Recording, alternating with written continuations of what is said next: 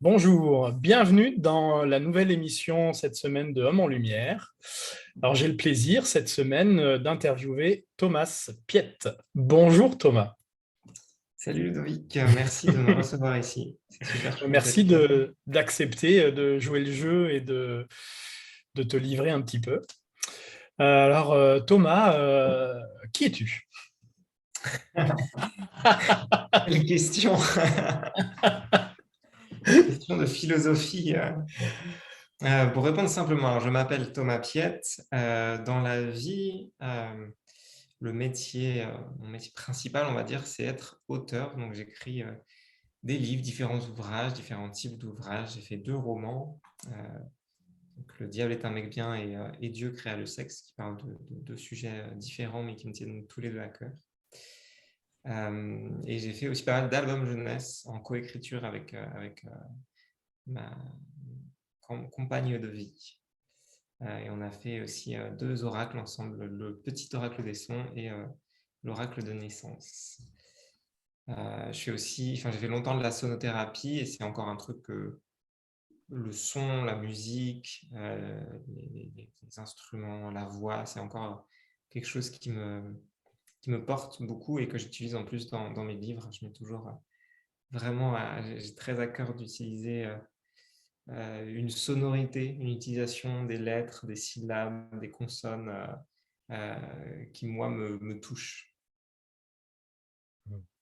Alors, j'ai vu que ton oracle en lien avec le son, euh, parce que je suis pas allé le voir. J'ai vu que tu l'avais fait, mais je suis pas allé le voir parce que je l'ai pas vu.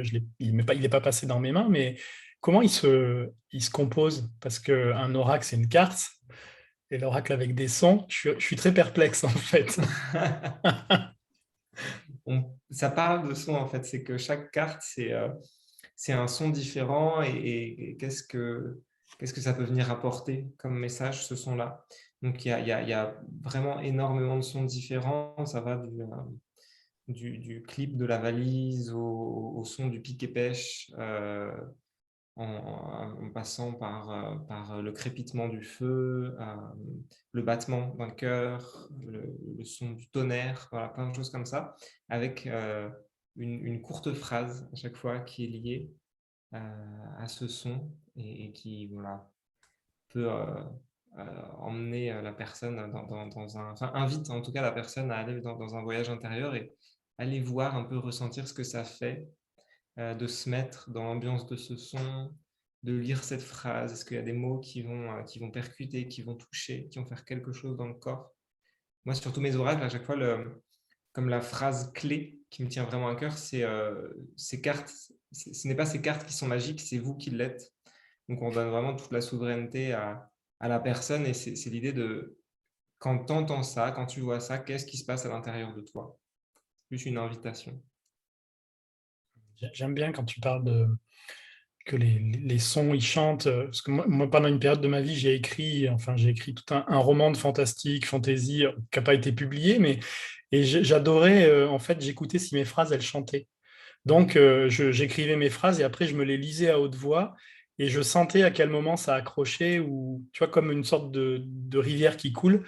Et tant que j'étais pas content de la sonorité de la phrase, il y a un truc qui n'allait pas, quoi.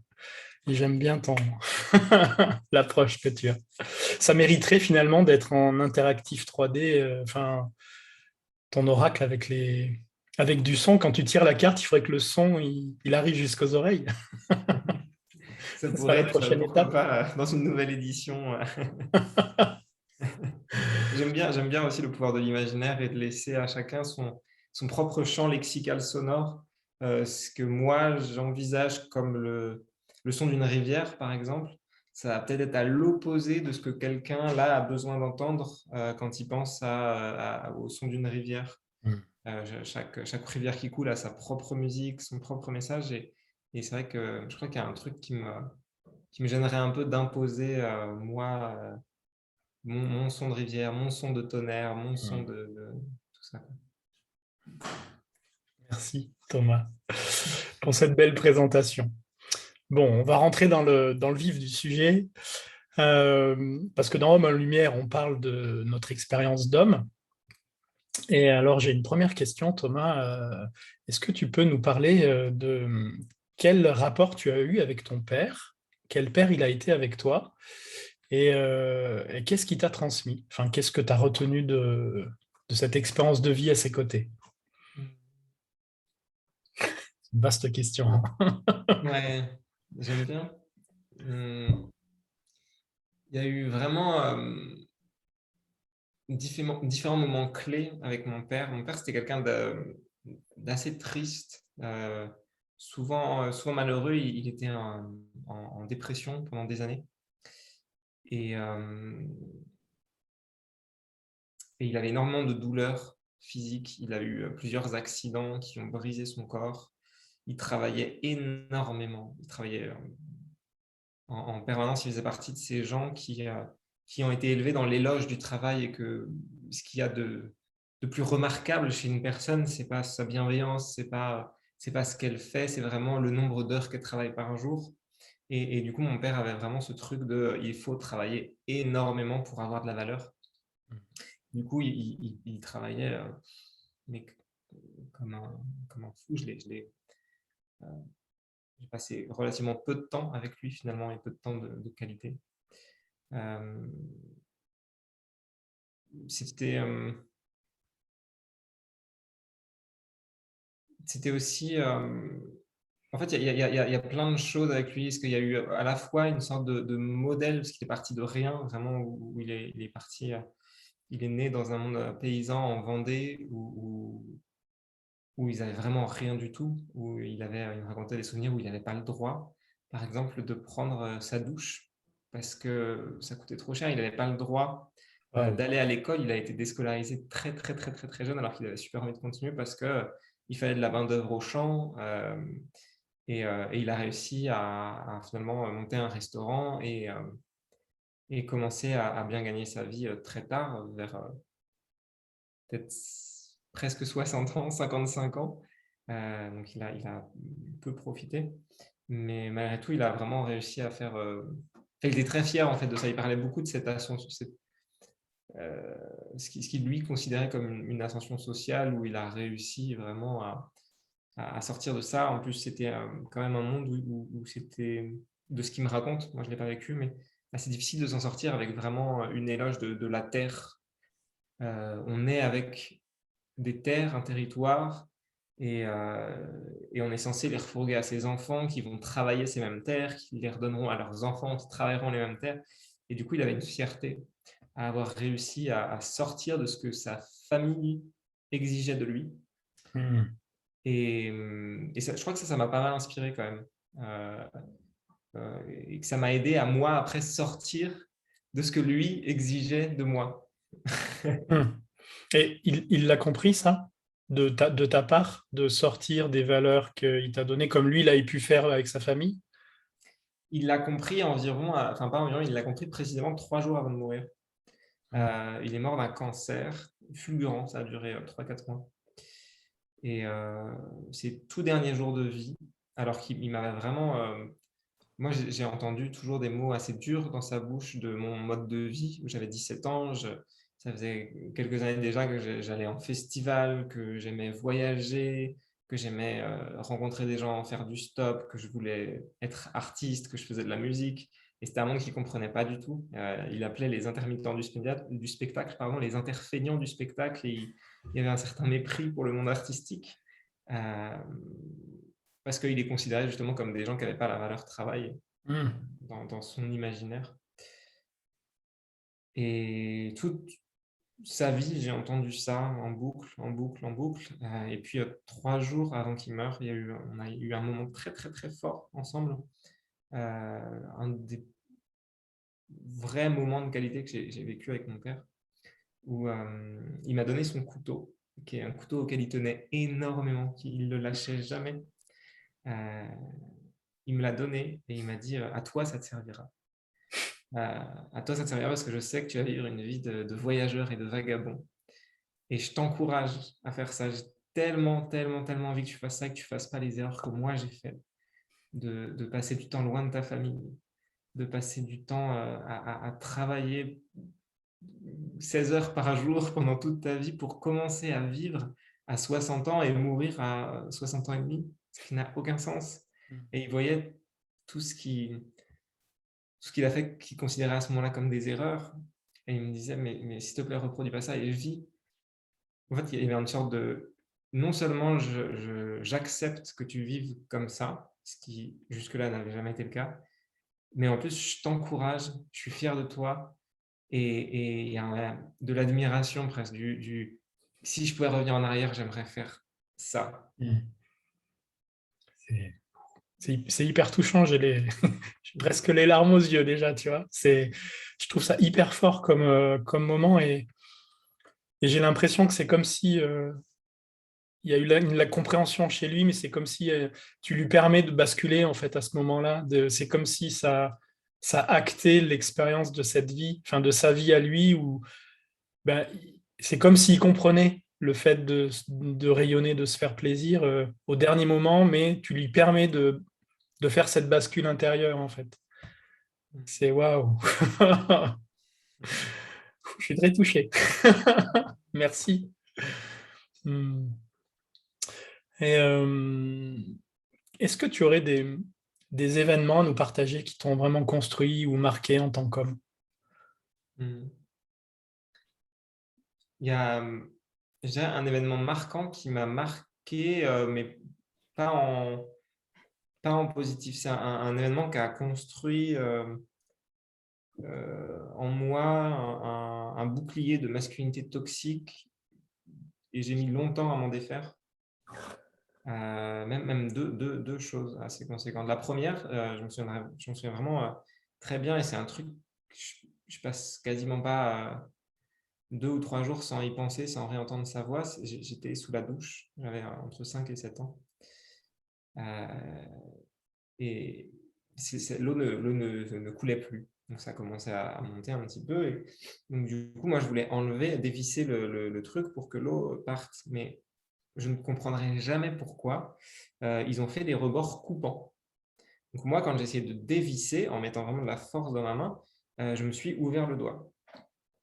Là, je me relève, je ne sens pas vraiment de douleur, mais juste un truc très surprenant, une sensation que je ne connaissais pas. Je me relève et avec l'eau qui coulait, ma main était vraiment rouge, quoi. En tout cas, dans mon souvenir, peut-être que j'extrapole avec la mémoire, mais dans mon souvenir, c'était terrifiant. Il y avait un truc vraiment terrifiant. Et je me mets à hurler de peur, en fait, plus que de douleur. Je sors de la douche et là, je vois mon père, c'était la salle de bain qui était dans leur chambre, donc lui, il était dans sa chambre. En m'entendant hurler, il est entré dans la salle de bain, il m'a vu pleurer, il m'a vu la main en sang et il m'a dit ne pleure pas, les hommes, ça pleure pas, avec une froideur dans la posture et dans la voix qui m'a glacé, qui m'a glacé. Et je me suis senti vraiment en insécurité émotionnelle, je me suis senti pas du tout accueilli dans ce que je ressentais. Et là, à ce moment-là, il y a un truc qui s'est fermé en moi de il ne faut pas pleurer. Je suis un homme, je dois être fort, je ne dois pas avoir d'émotion. Il y a vraiment un truc qui s'est construit de très marquant à ce moment-là, que j'essaye encore aujourd'hui de travailler. Je fais encore, ce week-end, j'étais encore en processus pour essayer de diminuer ça encore un petit peu plus, pour pouvoir encore un petit peu plus embrasser mes émotions que maintenant j'aime, mais j'ai encore cette distance. Ça a construit un mur et je fais tout pour le déconstruire petit à petit, mais je sens qu'il y a encore des briques qui sont là. Merci. C'est un beau témoignage aussi. Mmh. Est-ce que tu en auras un autre un peu plus positif cette fois? Enfin, celui-là, il est positif. Enfin, j'allais dire, il pourrait être vu de manière négative, mais en fin de compte, j'ai l'impression que souvent, on vit des choses qui peuvent être traumatiques parce qu'elles construisent nos potentiels et nos forces, même si on ne le voit pas à un certain moment de sa vie. Enfin, moi, j'ai l'impression qu'on subit un certain moment de sa vie et après, arrivé à un certain âge, on voit à quel point c'était nécessaire parce que ça a construit nos talents et peut-être que toi, ça a construit un certain chemin intérieur pour finalement aller te défaire de ça. Bah, ça te met en lien avec ton monde émotionnel. Est-ce que tu en aurais un dans l'autre sens cette fois, quelque chose qui est plus rayonnant comme... Mmh. Quelque chose qui a vraiment construit, ouais.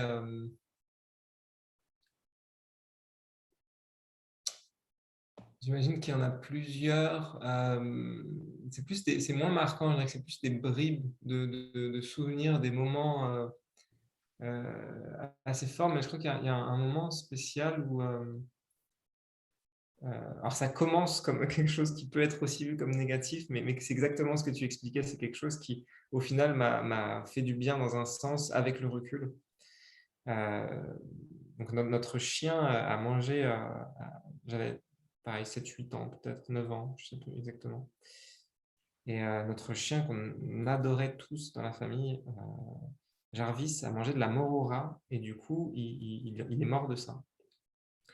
Et donc, on était tous vraiment, vraiment, vraiment en deuil. C'était un dimanche, on avait préparé un barbecue, c'était censé être très festif et finalement, on était tous en deuil. Et là, j'ai vu mon père pleurer.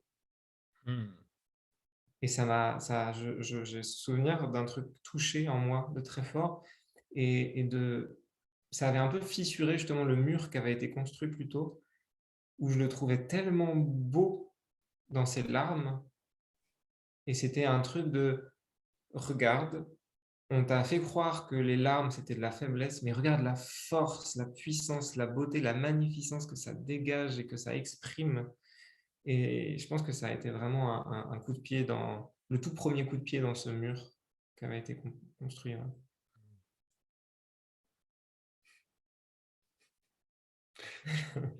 J'apprécie vraiment ton énergie, Thomas. Il y a quelque chose de très, très apaisant dans ce que tu vibres. Merci. Merci d'être qui tu es. Euh, je vais rebondir par rapport aux questions. Normalement, je la pose plus tard, mais vu qu'on est sur le sujet, est-ce que toi, tu pourrais nous parler, si c'est pas trop intime, de la dernière fois que tu as pleuré? Et est-ce que tu peux nous parler du contexte?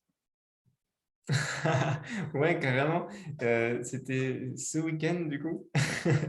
J'étais en stage à Toulouse, en stage CNV. Mhm. Et je pleure à chaque stage CNV parce qu'à chaque fois, on vit des trucs magnifiques, avec des super échanges avec des parties de nous et tout ça. Et donc, j'ai plusieurs fois ce week-end-là, dont une fois où justement je revivais ce souvenir avec mon père dans la douche. Et l'idée, c'était de le transformer, où je décrivais à la personne qui m'écoutait comment est-ce que j'aurais aimé qu'il m'accueille. La façon Mhm. idéale pour moi qu'il m'accueille. C'était magnifique. C'était magnifique. Et ça a mis le point sur tous mes besoins qui n'avaient pas été remplis dans cette situation-là. Euh, donc c'était très, très, très beau. Et il y a eu une autre fois juste après, donc ce serait ça la dernière fois où j'ai pleuré, euh, avant-hier, où, où j'étais en dialogue, justement, c'était un jeu de rôle où j'étais en dialogue avec une part de moi. Et il y a eu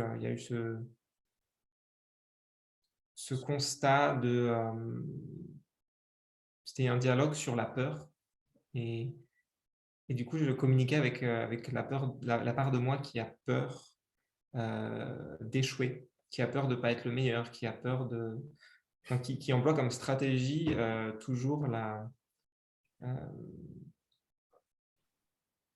la compétition.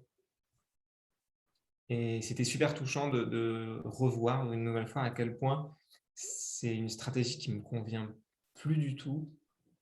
C'était super touchant de voir pourquoi elle a été mise en place par une part de moi qui avait vachement envie de contribuer, qui avait vachement envie de me faire du bien à la base en mettant cette stratégie en place. Elle voulait juste s'assurer de l'amour de mes parents. Euh, et c'était comme ça que j'étais persuadé de l'avoir. J'avais l'impression que c'était le seul moyen de réussir à être le meilleur. Euh, il s'avère que je pense que ça n'a jamais marché et que maintenant, en tout cas, pour sûr, je vois que ça ne marche pas. Donc, c'était aussi super touchant dans le dialogue avec cette part de moi, expliquer que j'étais super touché qu'elle ait autant envie de contribuer, qu'elle se donne vraiment, vraiment, vraiment à fond pour aller vers son objectif, quitte à parfois employer des mots super durs, mais dans le but de contribuer. Et que maintenant, j'aimerais qu'on essaye d'autres stratégies si c'est OK pour elle. Et c'était chouette parce que grâce à l'écoute que je lui avais fournie avant, elle était prête à ça. Donc, on est en process d'essayer vraiment des nouvelles stratégies plus tournées vers l'authenticité pure que, euh, que la compétition. Et pour l'instant, je trouve ça pas mal. Ouais, c'est chouette ça aussi. C'est vrai que on a vraiment tout un système où on apprend la compétition, et même à l'école avec les notes, le meilleur, le moins bon, alors que c'est vrai que si on éduquait les enfants à aller vers, comme tu dis, l'authenticité, à être eux-mêmes, ils ne pourraient jamais se tromper parce que quand il y a une compétition, oui, il y en a un qui gagne, mais tous les autres perdent. Donc en fait, on crée 90% de perdants, alors que si on amène les gens à être eux-mêmes, ils ne peuvent pas perdre en fait. Parce que quoi qu'il arrive, qu'ils fassent, j'allais dire bien ou mal, ils ne peuvent aller que vers eux, donc ils peuvent pas se tromper, quoi. C'est doux Hmm. d'entendre ça. Je trouve ça beau, ça me touche. C'est aussi une valeur qui est chère dans comment j'accompagne les gens, c'est d'amener les gens à se révéler, à être eux-mêmes, quitte à que ça me plaise pas, quoi. Tu vois. Au contraire, parce que plus les gens ils vont rayonner qui ils sont, plus le monde et mon monde va être riche et embelli, quoi. Mais hmm. Ah, merci de contribuer au monde de cette manière. J'apprécie. Merci. Et Thomas, qu'est-ce que ça veut dire pour toi le féminin et comment tu le vis dans ton quotidien? Qu'est-ce que ça représente dans ton quotidien? Hmm. Je suis pas mal en questionnement en ce moment avec ces termes féminin, masculin, parce que parfois j'ai l'impression que ça peut. J'ai pas encore de réponse justement. Je suis vraiment, vraiment dans une phase de questionnement où je trouve que c'est des polarités qui sont super belles et quand elles sont bien comprises, ça peut vraiment aider les gens à s'envoler.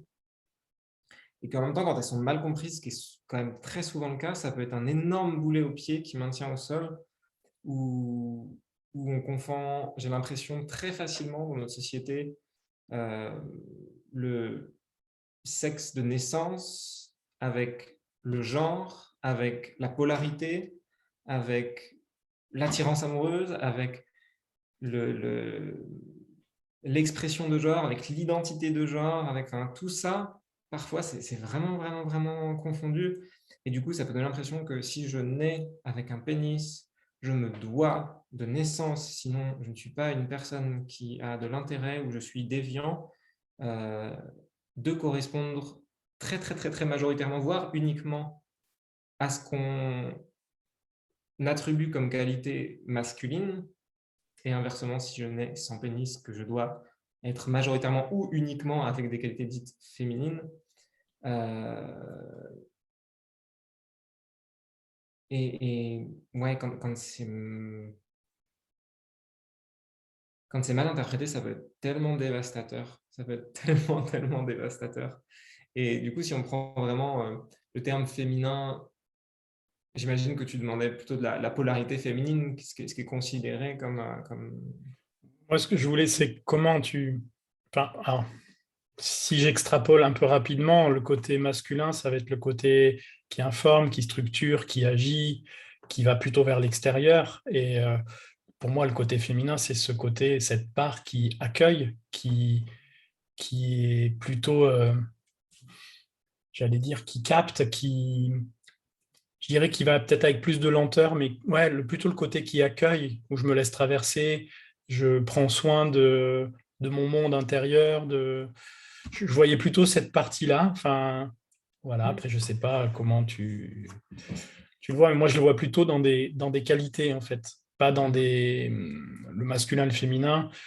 Moi, je le travaille pour les hommes, mais aussi pour les femmes. Donc, moi, je fais la différence entre masculin et féminin et homme et femme, ce qui est complètement différent parce qu'on est vraiment tous constitués de masculin et de féminin parce qu'on a ces polarités. Enfin, on est constitué comme ça, hein, en yin et en yang. Et c'était, justement, contrairement souvent à beaucoup d'hommes qui sont que yang, tu vois, comme l'exemple que tu me disais de ton père qui se laisse pas traverser par leurs émotions, qui pleurent pas, qui sont pas sensibles ni vulnérables, et ben c'est ouvrir cette porte et comment toi tu pourrais vivre cette part féminine tu vois, plutôt d'accueil à l'intérieur de toi dans ton quotidien et qu'est-ce que ça représente? Enfin, je ne sais pas si j'ai été clair. Si, si, super clair. Vraiment.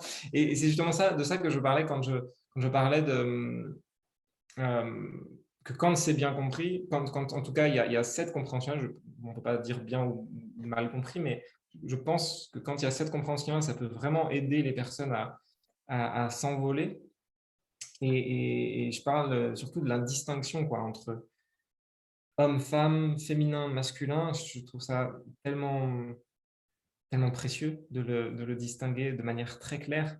Et quand je disais que je m'interrogeais sur les termes, c'est aussi parce que vu que c'est connoté avec féminin, femme, masculin, homme, euh, parfois je me dis que trouver un terme plus neutre, ça pourrait être yin-yang ou autre chose, qui est moins connoté, où il y a moins cette idée de si tu es un homme, tu dois être masculin. Je crois que moi, ça me ferait plus de léger dans le cœur, mais je comprends carrément l'idée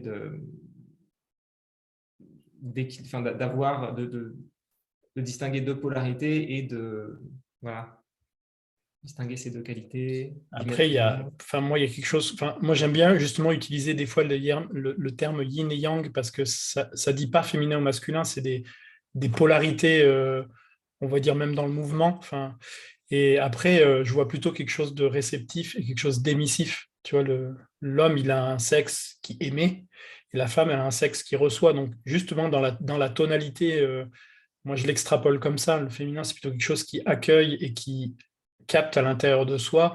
Et le masculin, c'est plutôt quelque chose qui va émettre et qui va plutôt aller vers l'extérieur, dans la tonalité. C'est pour ça que pour moi, le féminin, c'est plutôt comment je vis mon monde intérieur, qu'est-ce que ça représente dans mon quotidien, comment je capte le subtil et je me laisse traverser. Et après, bah, le masculin, ça va être plutôt bah, comment je structure le monde autour de moi, comment j'agis, comment je parle, comment j'aimais, quoi.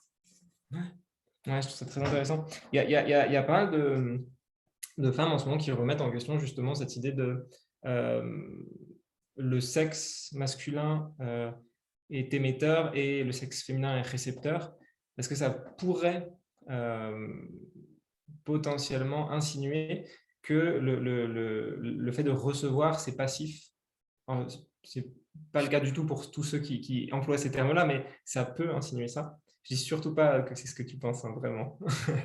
Et du coup, maintenant, donc voilà, il y a eu pas mal euh, de scientifiques qui ont travaillé là-dessus pour montrer à quel point le sexe féminin était actif et, et qu'il y avait des centaines de muscles qui jouaient, qui travaillaient pour tout ça. Et du coup, elle parle maintenant plus de pénétration, mais de circulation, qui est un terme que je trouve assez chouette. Et du coup, pour répondre à ta question de tout à l'heure, avant qu'on digresse un petit peu, c'était ma part féminine, comment est-ce que moi je... Oui, comment tu vivais, toi, le féminin, donc en toi, ou qu'est-ce que ça représente dans ton quotidien? Comment, tu vois, je sais pas dire, si tu peux nous donner des exemples de comment tu vis ça dans ton quotidien, qu'est-ce que ça représente pour toi? Moi, on me dit souvent que j'ai beaucoup de féminin en moi, et je le ressens aussi, j'ai l'impression d'avoir ça. Et en fait, c'est des endroits où je me sens vraiment, vraiment bien, vraiment justement, si on prend le terme réceptivité, dans un truc d'accueil de ce qui est, de prendre soin du vivant. Je me sens vraiment super, super confortable en fait dans le féminin. Et je pense que j'y passe euh, beaucoup de temps et que beaucoup de parts, beaucoup d'actions, beaucoup de choses que je fais dans mon quotidien passent à travers l'énergie féminine. C'est vraiment, ouais, je me sens très très bien dans cette énergie-là et même souvent je me sens bien entouré de femmes. C'est une énergie que j'aime beaucoup. Euh, D'ailleurs, peut-être que c'est aussi ça que j'attire du coup parce que sur mes réseaux, c'est une majorité de femmes qui me suivent. Dans mes stages, c'est une majorité de femmes qui viennent aussi. Euh, donc je me sens bien. Ça m'arrive parfois d'avoir une certaine méfiance avec l'énergie masculine quand elle déborde, quand elle devient toxique. Tu vois, ça peut je peux très vite un peu effrayé, un peu rebuté par ça.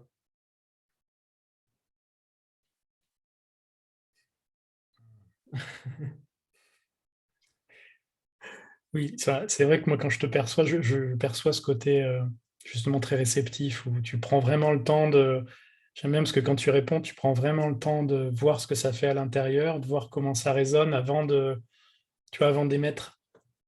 Et pour moi, c'est ça, tu vois, ce côté féminin d'être capable ok, d'accueillir l'information au lieu d'émettre tout de suite, tu vois, d'être dans la réponse et que ça soit que mental, c'est de l'accueillir, de voir comment elle résonne dans le corps, dans le cœur, et puis de voir après et de la faire ressortir de manière juste, quoi.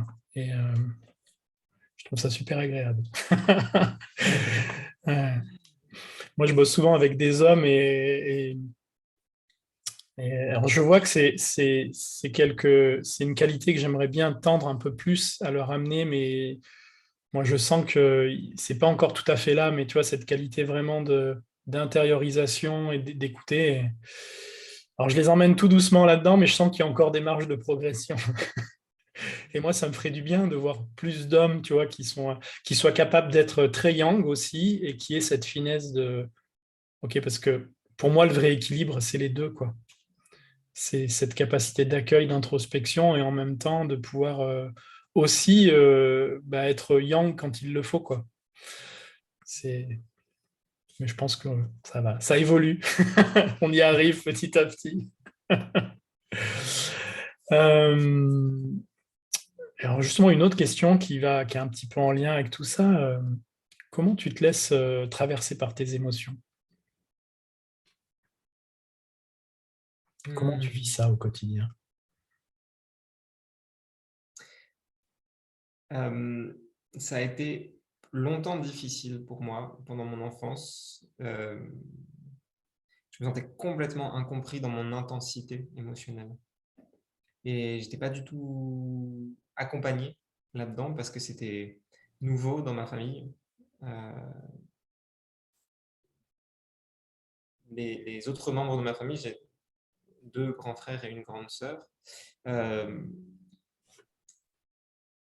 vivaient leurs émotions très différemment de moi. Et du coup, ma mère, dans ce qu'elle me raconte, en tout cas maintenant, a été très perturbée par l'intensité émotionnelle que je vivais. Et elle ne me comprenait pas. Et je le ressentais qu'elle ne me comprenait pas parce que je me sentais vraiment seul et incompris dans tout ça, quoi. Donc, elle m'a longtemps mis l'étiquette susceptible. Elle pensait que j'étais susceptible, que je prenais mal les choses ou que j'exagérais les choses. Mais en fait, je les subissais, cette exagération, cette intensité. Ce n'était pas un choix ou quoi que ce soit. C'est juste que ça me venait avec une force, que c'était un tsunami incontrôlable. Et c'était dans la joie, dans la tristesse, dans la colère, dans la peur, euh, dans l'émerveillement. Enfin, tout était très, très, très intense. Et j'ai mis assez longtemps à essayer d'avoir une maîtrise là-dessus. Et justement, la maîtrise sur les émotions passait quand même énormément par le lâcher-prise, finalement. Parce que plus j'essayais de les retenir, de les mettre sous un bocal, de choisir quand ou comment elles devaient s'exprimer, plus finalement, en général, c'était catastrophique. Donc, je pense qu'il y a eu un mélange de lecture, énormément de lecture sur les émotions, sur les neurosciences. Il y a eu aussi beaucoup de développement personnel, de méditation, euh, de spiritualité, euh, de stages, de gestion des émotions et tout ça pendant des années et des années pour que je commence à toucher du doigt, ah, ok, bon, ça peut aussi, je peux aussi le gérer de cette manière-là pour que ça soit euh, moins invivable pour moi ou pour les autres. Et, euh, et en même temps, j'adore maintenant, j'adore cette intensité. Elle me fait vivre plein de choses, notamment l'empathie, que je choisis pas du tout d'avoir, qui s'impose à moi et qui fait que ça oriente ma vie vers des choix qui correspondent à mes valeurs, mais avec une grande facilité, en fait, avec une très, très grande facilité. J'ai pas à faire le choix d'agir comme ça pour être avec mes valeurs, c'est que j'ai l'impression d'avoir même pas le choix de c'est soit j'agis avec mes valeurs, soit c'est la tempête, soit je enfin, Et tu peux pas faire autrement que d'agir comme ça parce que ben, c'est comme si tu collais tellement proche à ton essence que enfin, j'ai l'impression que plus on se rapproche, on enlève des couches et on se rapproche de son essence, et moins on peut se mentir.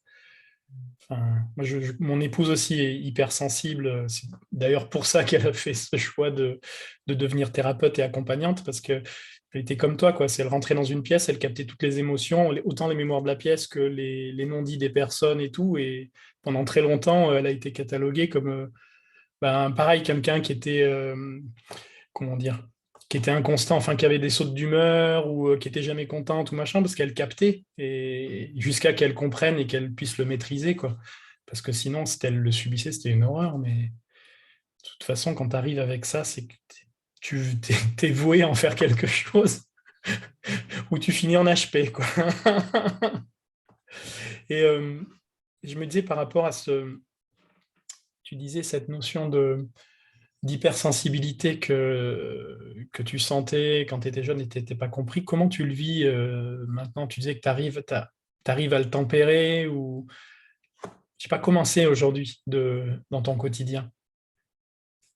Tu as des mmh, montées, des descentes, et c'est beaucoup, beaucoup plus stable et bah, il y a aussi de toute façon, heu, la plasticité cérébrale qui est maintenant, enfin, mon cerveau est plus ou moins fini maintenant à 30 ans, ça ne l'était pas avant. Donc déjà, chimiquement, neurologiquement parlant, enfin, j'avais déjà une gestion des émotions qui, de toute manière, était différente et moins stable. Donc déjà, il y a ça qui aide par rapport à un cerveau en construction d'enfant où, avec ou sans hypersensibilité, déjà, ça peut être, explosif. Donc maintenant, ça, déjà, c'est une aide, je pense, sur laquelle j'ai pas eu à travailler. Mais il y a eu vraiment, la méditation et la CNV, je pense, qui ont été deux aides, fondamentales pour mieux me connaître, pour, heu, aller derrière la stratégie qui marche pas et aller voir le besoin et m'ouvrir et aussi de commencer à lire des livres qui faisaient l'éloge des émotions et plus qui, comme j'ai eu jusqu'à très tard, uniquement des trucs qui disaient: «Il faut contrôler ses émotions, il faut les enfermer, dans une petite boule qu'on met dans son ventre et puis en espérant que ça explose pas trop, trop, trop, trop vite». le truc qui marche pas, quoi. C'est ça, Si, qui marche un temps, et après ça explose, quoi. jusqu'à l'ulcère, quoi. Donc donc je crois que ça ouais, ça a été, beaucoup à travers la lecture. C'est aussi peut-être pour ça, inconsciemment, que j'ai voulu, devenir auteur. C'est que les livres m'ont tellement apporté, m'ont tellement, tellement aidé, hem, de tout type de livres, quoi, à la fois des essais scientifiques, à la fois des essais spirituels, des romans, des livres de développement personnel. Ça m'a vraiment, vraiment, vraiment accompagné dans mon cheminement et rencontrer aussi des gens qui me ressemblaient. J'étais dans un concours familial où je me sentais très, très seul parce que, heu, j'étais très différent du reste de ma famille et j'avais l'impression d'être moins bien, quoi, de rater les choses, de ne pas avoir les mêmes ambitions, d'être toujours absent, toujours en vadrouille et je sentais comme un poids de: «Qu'est-ce qui va pas chez moi?» Heu et quand j'ai commencé à rencontrer plein, plein, plein, plein, plein, plein, plein, plein, plein, plein, plein de gens qui me ressemblaient un peu plus, il y a eu un truc très soulageant et on a pu en parler ensemble et: «Ah ouais, toi aussi tu vis ça, ah ouais, comment tu fais?» Il y a eu un truc super, super goûtu, quoi. Donc maintenant c'est vraiment, vraiment plus léger. C'est des vagues beaucoup, beaucoup plus douces et j'ai un peu appris en plus à surfer dessus, donc c'est c'est très agréable. Je le vis vraiment comme un cadeau maintenant, cette intensité. Mm. J'aime bien ce côté aussi de. Ça me rappelle souvent, parce que Quand on accompagne des groupes, il y a souvent des gens qui essayent de trouver l'équilibre, mais l'équilibre, tu vois, où tout est neutre. Et j'ai toujours voilà, de toute façon, la vie, c'est des hauts et des bas, c'est comme des saisons. C'est comme si on voudrait être toujours à une saison stagnante, où il fait à peu près 17, où il n'y a jamais trop chaud, ni trop froid, ni pas de neige, ni pas de canicule. Mais la vie, c'est des cycles, quoi. Donc automatiquement, j'ai l'impression, enfin moi le premier, d'être... oui, c'est comme s'il fallait un petit peu apaiser les montées, les descentes, mais il faut aussi accepter qu'elles seront toujours là, quoi. Et que c'est ce qui fait la beauté de la vie, c'est d'être pris dans l'enthousiasme de quelque chose, et puis après d'être touché, et puis après de pouvoir être en colère, et puis aussi, mais sans être dépassé, quoi. Enfin, sans le vivre intensément et sans le retenir, mais et sans, j'allais dire pas en devenir esclave, mais j'arrive pas à trouver le terme, mais sans le subir vraiment, quoi. Enfin, je trouve que c'est intéressant, comme tu dis, ce truc de pouvoir surfer avec, donc ça veut dire que tu acceptes la vague, quoi. Hmm. Ouais. Ouais, moi, j'ai longtemps eu ça, justement, quand j'ai tout juste découvert le développement personnel, qui était assez différent de maintenant, il y a 10-15 ans, je trouve en tout cas, où il y avait justement cette injonction au neutre, à la paix totale, quoi. Oui, Totale. oui, fallait C'est- être, limite, fallait méditer, faut plus avoir de colère, faut plus avoir de joie, faut être dans un éveil permanent, mais c'est quelque chose qui est figé, qui est mort, quoi. La vie, c'est des vagues en permanence et au contraire, quoi, plus je vais accompagner, ce que je vis et que je vais l'accepter, moins ça va durer longtemps, quoi. Moi, je vois vraiment ça de plus en plus comme des nuages qui passent. Tu vois, il y a un nuage, hop, on est triste. Est-ce qu'on accepte d'être mouillé par ce nuage? Puis hop, il passe et on passe à autre chose. Et souvent, parce on veut pas être triste, on veut pas être en colère, il y a une part de nous qui le retient et on le met sous, comme tu dis, on le met sous cloche. Non, non, je suis pas en colère, moi. Non, non, je suis pas en colère. Et en fait, on la garde bien, puis à un moment, on dégoupille. Alors que si on avait accepté voilà, ok, d'être en colère sur le moment, bah, ça dure 3 secondes, 10 secondes, 2 minutes, et puis hop, on passe à autre chose comme un enfant, quoi, qui pleure, qui rit, et faut redevenir des enfants. Ouais, ouais, ouais. Hmm. Je parle souvent de ça. Comment ça résonne, ça? Je parle d'enfant intérieur et de... Ouais, moi, ça vibre fort. C'est des trucs qui me touchent beaucoup. Cette, je vois tellement de sagesse innée dans le comportement et les yeux et les paroles des enfants. Ça me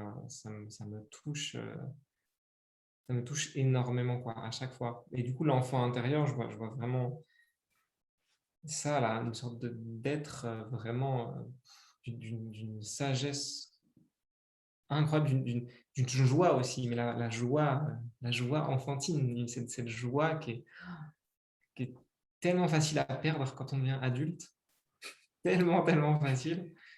Mais moi, j'adore rentrer en contact avec mon enfant et essayer de qu'il se sente le moins abandonné possible, le moins trahi possible. Parfois, j'ai des petites blessures dans certains comportements que je peux avoir où je me dis, ah, j'ai l'impression un peu de ça bloque, ça serre un peu dans le cœur. J'ai un peu l'impression de comme trahir mon enfant intérieur ou même mon ado intérieur qui s'était fait plein de promesses. Ouais, ça me touche. Est-ce que les promesses que l'ado intérieur s'était faites, est-ce que comment dire, des directions de l'âme, ou est-ce que des fois, ça peut être aussi des illusions? Je ne sais pas si tu connais Robert Bly, qui était un écrivain, un penseur américain qui a fait un livre moi, que j'étudie souvent, enfin, c'est L'homme sauvage et l'enfant. Donc, c'est un conte où il parle justement, il décortique le conte et il le parle à travers l'initiation et le chemin du masculin. Et il parle notamment que pour devenir adulte, enfin pour grandir, on doit aussi traverser ses cendres. Et c'est aussi en fait traverser ses illusions. Tu vois, imaginons, je sais pas, moi je voulais devenir pilote de chasse quand j'étais petit. Ok, à 5 ans ou à 7 ans, je peux croire en ça. Si à 18 ans, alors que je suis myope avec des lunettes comme ça, j'y crois encore, Tu sais, j'ai pas traversé, il y a une sorte de naissance à travers une réalité concrète, quoi. Ou s'il me manque une jambe, je pourrais jamais être pilote de chasse, par exemple. Et c'est comme si la vie, elle demandait à un moment donné à traverser les cendres de ses propres illusions, de ses propres projections, pour pouvoir se voir en vérité et en authenticité. Hmm. Je le voyais Ah un ouais, peu comme ça, quoi. ouais, c'est beau, c'est joliment dit. Moi, je me dis qu'il y a vraiment, que- quand je parle de trahir mon enfant ou mon ado intérieur, je me dis pas, ça veut dire qu'il faut que nécessairement que je change de cap ou que je revienne dans mes illusions d'avant, mais en tout cas qu'on communique.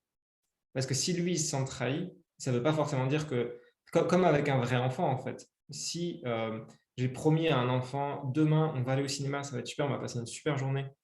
Le matin, enfin le lendemain matin, j'apprends que euh, quelqu'un que j'aime par exemple vient de mourir et que du coup je peux plus aller au cinéma avec mon enfant. Je vais pas dire crier sur l'enfant, dire bah, de toute façon c'est comme ça, maintenant c'est plus possible, alors on arrête et puis je me casse, aller soutenir la famille de mon ami qui est mort. Je pense qu'il peut quand même le vivre comme une trahison, même si maintenant c'est devenu une illusion de le faire puisque c'est plus possible.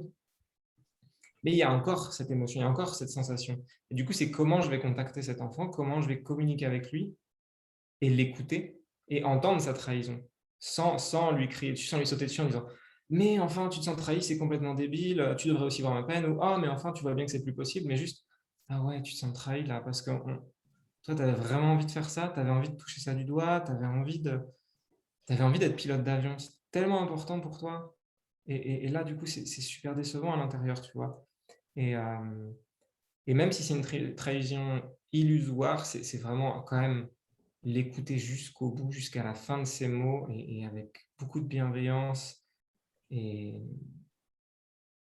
et comprendre, entendre qu'il y a la trahison, entendre qu'il y a la peine, quoi. Et c'est peut-être ça qu'il entend par traverser les cendres, mais c'est important du coup de les traverser et de ne pas les survoler, de ne pas passer à côté, de ne pas passer un coup de balai, mais de vraiment traverser quoi, ça ensemble. Ça me faisait. Ce qui résonnait quand tu disais de redialoguer avec son ado et son enfant intérieur, c'était justement dans ce.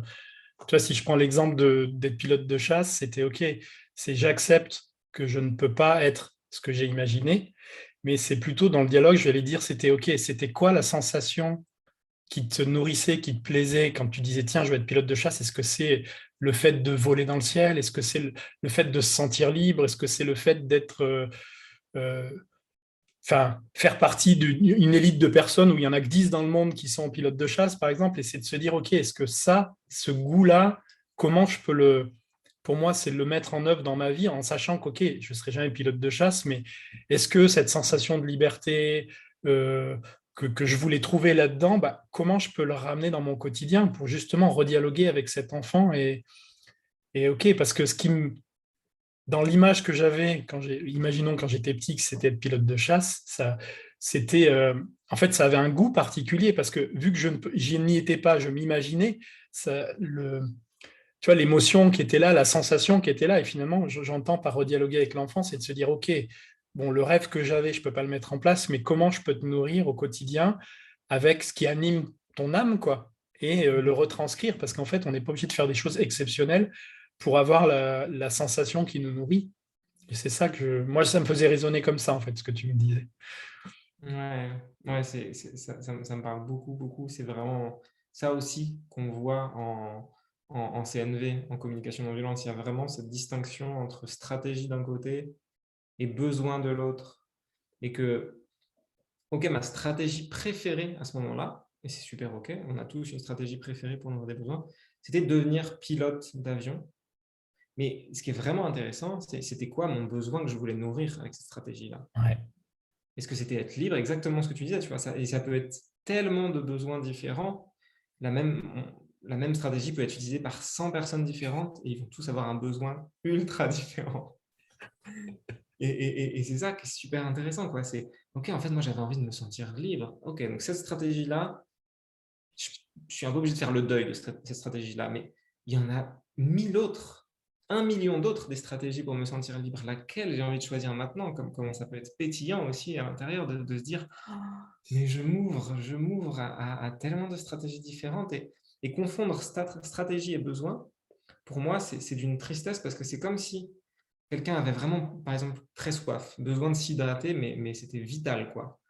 Et on lui fait croire que la seule manière au monde de s'hydrater, c'est de boire du jus de pamplemousse qui vient du Nicaragua. Je ne sais même pas s'il y a des pamplemousses au Nicaragua. T'imagines comme c'est limitant et il peut s'assécher très vite, il peut mourir très vite. Le Ouais, jour où cette personne elle découvre qu'en fait, pour s'hydrater, elle peut boire de l'eau, elle peut boire de l'eau de coco, euh, elle peut se mettre de l'aloe vera sur le corps, elle peut manger un fruit juteux. Enfin, c'est un monde entier qui s'ouvre à cette ouais. personne, quoi. C'est magnifique.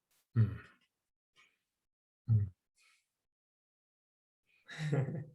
Et qu'est-ce que tu penses du masculin aujourd'hui, des hommes de manière générale que tu vois autour de toi?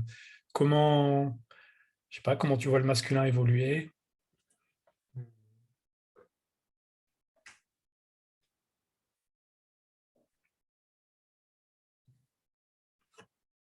Il se passe plein de choses en moi quand tu poses cette question. Je sens que c'est très, très vivant, qu'il y a plusieurs voix qui parlent. Il y a une voix qui essaie d'avoir de l'espoir et qui essaie d'être optimiste, qui se dit bah, il y a des super changements, quoi. J'ai l'impression qu'il y a vraiment des hommes aujourd'hui qui sont doux, qui sont intentionnés, qui essayent d'être le moins toxique possible, qui essayent d'être dans le soin, de vivre leur vie dans ce qu'ils sont réellement à l'intérieur sans avoir à être les porte-paroles de leur attribut, de leur sexe, de leur pénis. Et puis il y a aussi une autre part un peu plus en colère qui, qui a entendu des centaines de femmes qui ont été agressées, des centaines, des milliers de femmes qui se sentent apeurées à chaque fois qu'elles sortent dans la rue, des milliers de femmes qui subissent chaque jour des agressions sexistes, quand je vois le nombre de féminicides qu'il y a depuis le début de l'année, quand je vois tout ce que le patriarcat a imposé dans nos esprits, comme quoi on aurait le droit de dominer, qu'on aurait le droit d'être supérieur, qu'on aurait le droit, du coup, par conséquent, d'agresser tout ce qui a construit qu'on a l'impression que le féminin, parce que j'ai l'impression, moi en tout cas, c'est comme ça que je vois que euh, on nous fait croire au quotidien que tout ce qui est féminin est faible et nul. Quand on voit des enfants dans une cour d'école dire ah la honte, t'as perdu contre une fille, comme si c'était quelque chose de terriblement humiliant de perdre contre une fille. Ça implique qu'il y a cette peut-être pas haine, mais en tout cas un truc où le féminin est vu comme vraiment profondément inférieur. Quand je pense à tout ça, ça me rend vraiment profondément triste et j'ai de plus en plus de mal à faire confiance aux hommes, en fait. Plus je me renseigne, plus j'entends des témoignages, plus j'ai une méfiance qui me vient presque naturelle de l'homme. Et j'aime bien aussi avoir cette méfiance pour moi parce que j'ai grandi en tant qu'homme blanc, hétéro, cisgenre, donc avec plein de privilèges en fait. Et du coup, j'essaie d'avoir aussi cette attention sur moi j'ai forcément du sexisme intériorisé à l'intérieur. J'ai forcément des actes qui font que je profite de mes privilèges et que je vais à un moment, d'une manière ou d'une autre, écraser ou des minorités ou des femmes. Et, et c'est assez terrifiant. Il y a un truc un peu serré dans mon cœur, du coup, qui aimerait tellement, tellement, tellement que ce soit plus dans la douceur, plus dans l'harmonie, plus dans l'écoute, que chacun écoute profondément ses émotions et aussi que chacun écoute profondément justement les besoins de chacun et qu'il y ait un respect universel et une équité. Mais Mais quand je me rends compte que c'est pas encore là et que c'est encore très, très, très loin d'être là, je sens qu'il y a des trucs qui se serrent un peu dans ma gorge et dans mon cœur et qu'il y a de la tristesse, quoi. C'est vrai qu'on pourrait croire, enfin souvent moi je me dis, je vois le monde qui évolue, en plus je bosse souvent avec des hommes, donc des hommes qui ont envie d'évoluer, et c'est vrai que dans notre petit microcosme français ou européen, mais quand on voit plein de parties dans le monde, il y a encore beaucoup, beaucoup, beaucoup, beaucoup de boulot, quoi. Au point de vue du patriarcat, au point de vue de la domination, au point de vue... Mais bon, moi j'y crois. Je me dis qu'on contribue tous à faire évoluer le monde. Hmm. Oui. J'aime bien entendre ça. J'aime bien Tu entendre. aurais quelque chose à rajouter, envie je sais pas, de passer un petit message. Hmm. Euh, non, juste peut-être un truc là qui serait vivant à l'intérieur que j'ai envie de te dire, ça serait juste merci à toi, Ludovic, pour tout ce que tu fais, pour prendre ce temps euh, qui est quand même, j'imagine, avec tous les enregistrements, la préparation, après le transfert, mettre sur YouTube et tout, et quand même vraiment du temps. euh, et qui prend peut-être aussi de l'énergie. Donc, merci beaucoup de prendre ce temps et de faire ça. Et j'imagine que c'est avec une vraie envie du cœur de contribuer et d'apporter quelque chose de beau au monde. Donc, merci.